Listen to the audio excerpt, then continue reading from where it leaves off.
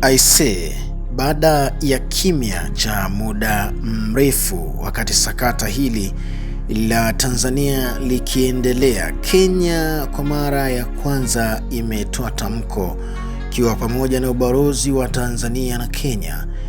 Kiongozi wa Kenya amesema kwamba Tanzania ni sehemu ya urafiki mwema kati ya Kenya na Tanzania. Hivyo basi amesema kuwa msemaji huyu kutoka katika taifa la Kenya kwamba hakuna tofauti yoyote kati ya Wakenya na Watanzania. Amesema kwamba kama wakipata fursa wa Kenya kuweza kuwachagua majirani zao, basi hawawezi kumwacha Mtanzania. Watamchagua Mtanzania, wataichagua Tanzania kwa sababu Tanzania ndio jirani mzuri na mwema wa Kenya tangu hapo kujengeka katika historia ya tangu zamani kweli.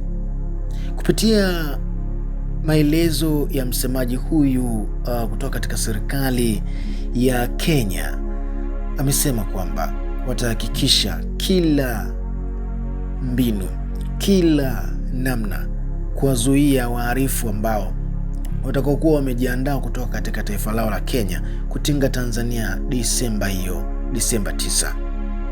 Wamesema kuwa Tanzania ni ushiriki mwema, na kwa kuwa serikali ya Tanzania imetangaza wazi kabisa maandamano ya Disemba 9 ni haramu, hivyo hata Kenya nayo inaunga mkono tamko hilo na wanauiunga mkono serikali ya Tanzania. Serikali ya Kenya imesema umoja ambao ulioanzishwa tangu zamani, urafiki, ujirani mwema hautoweza kuvunjika kwa mambo madogo madogo tu hayo. Kikubwa zaidi ni umoja ambao wenye nguvu na mshikamano. Pia serikali ya Kenya imesema mbele ya maaskari, wanajeshi pamoja na viongozi mbalimbali kutoka katika taifa hili la Tanzania wamekutana huko Kenya. Serikali ya Kenya imesema kwamba wale wa Tanzania baadhi yao ambao wanaongea maneno ya kuibeza Tanzania kwa njia moja, kwa fursa moja, kwa namna moja ama nyingine, amewakemea waiache hiyo tabia mara moja. Yale maneno ya baadhi ya Wakenya mitandaoni kuizodoa Tanzania na kusema mambo ambayo yako kinyume na maadili. Amesema kiongozi huyu wa Kenya kwamba huo sio msimamo wa Kenya.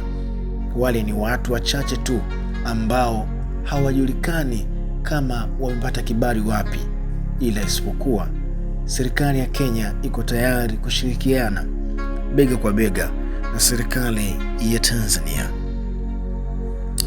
Serikali ya Kenya imesema kuwa kama kuna baadhi ya watu wa Kenya au raia wa Kenya wana mpango wa kwenda Tanzania Disemba 9 kwa ajili ya kuchochea vurugu, basi serikali ya Kenya imesema itaunga mkono kwa kiwango kikubwa sana, kwa sababu wa Kenya wamejifunza vitu vingi sana kupitia Tanzania.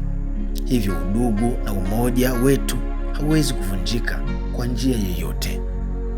Serikali mbili hizi kati ya Kenya na Tanzania zimekutana hii leo na kuongea kwa hekima, busara, maarifa pamoja na msimamo mwema.